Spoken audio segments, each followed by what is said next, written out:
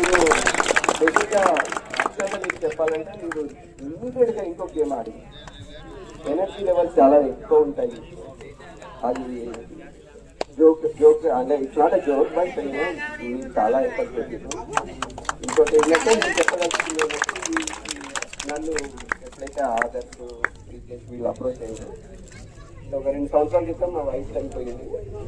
So ఆమె జ్ఞాపకార్థం నేను ఏదో చేయాలనుకున్నా. మా వైఫ్కి ఊరంటే చాలా ఇష్టము, ఈ ఊరి మీద ప్రేమ ఎక్కువ.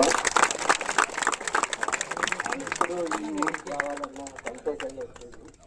సో నేను ఇంకా కొనసాగిస్తా. నెక్స్ట్ ఇయర్ కూడా ఇంకా ఎక్కువ కష్టపడి ఈ సంవత్సరం కొంచెం జీతం ఎక్కువ చేస్తాను. బాగా సంపాదించి మీ అందరి కోసం ఇంకొక టోర్నమెంట్ ఇంకా ఎక్కువ స్పాన్సర్ చేసి పద్ధతిగా నాకు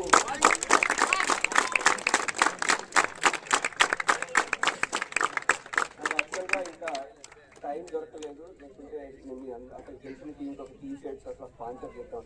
ఎందుకంటే మీ పాపం చూస్తుంటే మీ ఇన్ఫ్రాస్ట్రక్చర్ ఒక్కొక్క బ్యాక్ ఉండాలి, ఇంకా తప్పేం ఉంది చెప్పండి.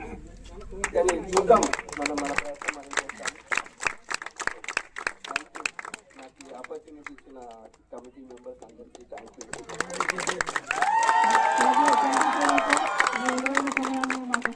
చాలా ధన్యవాదాలు. మా బ్యాచ్ మా బ్యాచ్ నాగభూషణ్ ఈయన కూడా నాతో పాటు సెకండ్ ప్రైజ్ తను స్పాన్సర్ చేసి తను మాట్లాడాలి.